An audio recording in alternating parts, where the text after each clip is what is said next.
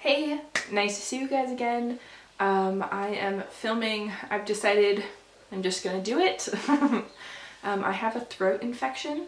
I'm going to the doctor later today, so we'll see how many videos I get filmed, but I haven't been doing monthly wrap-ups, but I definitely do want to do my worst and best backlist and best 2022 releases. So I'm gonna try to film all three of those today. If my voice gets scratchier and scratchier, that is why.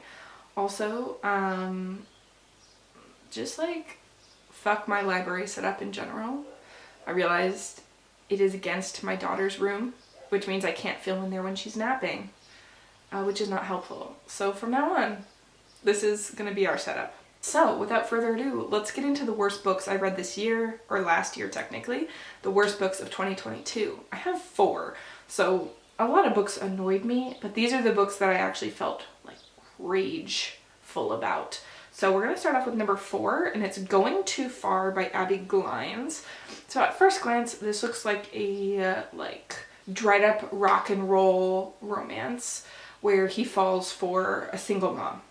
Okay.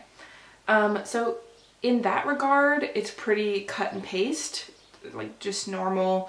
However, the point of view from the rock star was disgusting. I thought that this was written by a man because it was like being stuck in the head of someone who is just physically ogling the main female character the whole time. Like, just every single thought. He'd be like, she's a great mom and she has a great set of tits. And I'm just like, ew, like, I hate you as a person, I'm pretty sure. So this one was really gross to the point where I looked up the author to check if it was written by a man. It was not. It was written by a woman. So what the heck? I don't know. Maybe she overwrote the male side. Maybe she thought that that would be appealing. I don't know, but it was not. It was vastly unappealing. So that's number 4. Number 3 is a parenting book. So yeah, this list today of the worst books is a hot mess of different genres. Actually, every single one is a different genre. So number 3 is nonfiction. This is French Parents Don't Give In. Okay, so I read parenting books from all around the world. And this one did have some very interesting elements surrounding food and also socializing your children. However, the parts that absolutely were vomit-inducing and that I sent screenshots of to my mother's group were about relationships and femininity. So some of the issues that I had with this were when it was talking about how feminism, like modern feminism, is such like a harsh concept, and like in order to get your man to do, because it's super heteronormative, like where the only relationships that exist are man, woman, baby. That in of itself is a different thing. But they're saying the way that you can get your man to help around the house and do their part of the labor is by not losing your femininity and basically paying with sex, because then the man will be more likely to help you around the house. And I'm like, marriage, last time I checked, isn't supposed to be modern day prostitution. Hot take. Hot take. So that was gross. Also, just another little side bit, like you shouldn't gain so much weight during pregnancy, which I understand, like you shouldn't gain too much because it would put the baby at risk, but to the point where it says like don't eat sweets, like allow yourself a chocolate mousse on a weekend so that you're getting mostly air but it tastes sweet. And I'm like, I can relate to 0% of what you're saying. This is ridiculous.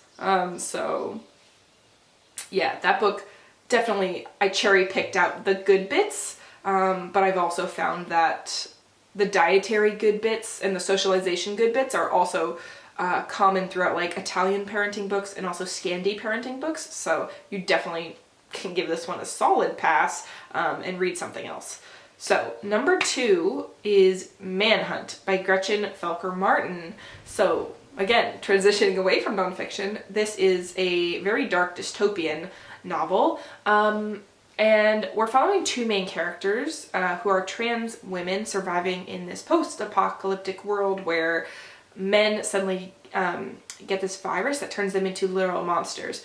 So in order to keep their testosterone down, I believe, they have to find ways of ingesting chemicals, such as eating the balls of men that they have killed. So in this society, like, men and monsters are killed, and trans women need to hide, usually so like they're not killed as well. And there were a lot of different areas that this book was going in. I thought that the writing, and this is probably a hot take because I know a lot of people didn't like the writing. I personally really fucked with the writing and was really immersed in it. And there are really dark elements in here as well that I think do portray what would happen in society, but only so far. So there are two major points that made me like really hate this book the longer I thought on it.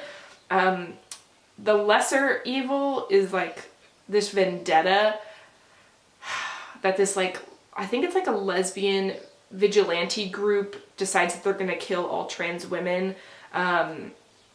It seems a bit of a stretch that the world would go like that far, so I was a bit disbelieving of that element. But like the number one sin of the book was there was a very graphic rape scene of one of the trans women by a monster. And by the point that that scene happened, we had already seen how dark the world was through other different action scenes and through other different really dark things that had happened. So that scene just felt so unnecessary to me. It didn't add to the darkness of the book or like didn't expand the world at all. Like, we all knew that it was possible. We didn't need to see the full scene, and I just thought it was really disgusting. Like, that was completely unnecessary and made me very angry at the book. So I did not like it, and I don't recommend it.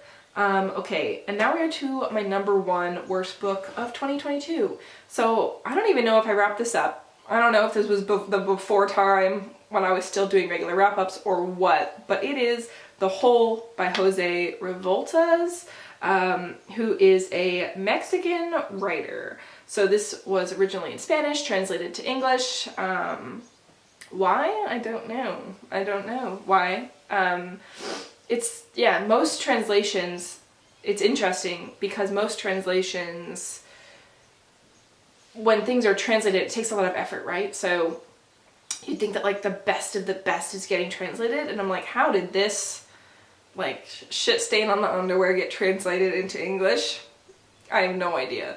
So this is in a Mexican prison in the late 1960s, and it's all about inmates trying to sneak in drugs to the prison. But it is just needlessly misogynistic, graphic, gritty, dirty, for like no reason whatsoever. I do like dark elements. Like, anyone who watches my channel knows that I like really love and fuck with dark things, but if it's gonna be dark and ugly, it needs to have some sort of beauty or like some sort of reason why and like a message. And I really just felt like this was really just hopeless and grinding. So, and disgusting. Like, the end was just, like, not good. Like, no. It was really, really terrible. It was so bad. And it's very short, so my strong reaction is just to like a little tiny bit of a book. And that speaks a lot. Like, it reminds me a lot of Hurricane Season by Fernando Melchor, which I found had similar issues, just grindingly dark, like no beauty, no hope, no juxtaposition whatsoever. And it's not that I don't like stream of consciousness, it's not that I don't like really dark things, because I've read recently a bunch of things that are super dark in stream of consciousness, but they're balanced better. Or at all. Like, there's no balance in this book. So I don't recommend it. And I won't be reading any more from that author probably ever. That was enough of that. So those are my 4 worst books of the year. Let me know what your So let me know what your worst books of the year were down below. I have been like watching all of the worst and best books of the year videos. I love them. That's why I really wanted to make these 3 videos, because I love them so much that I'm hoping you might love them as much as well. So without further ado, I will chat to you soon in another video. Lots of love. Bye.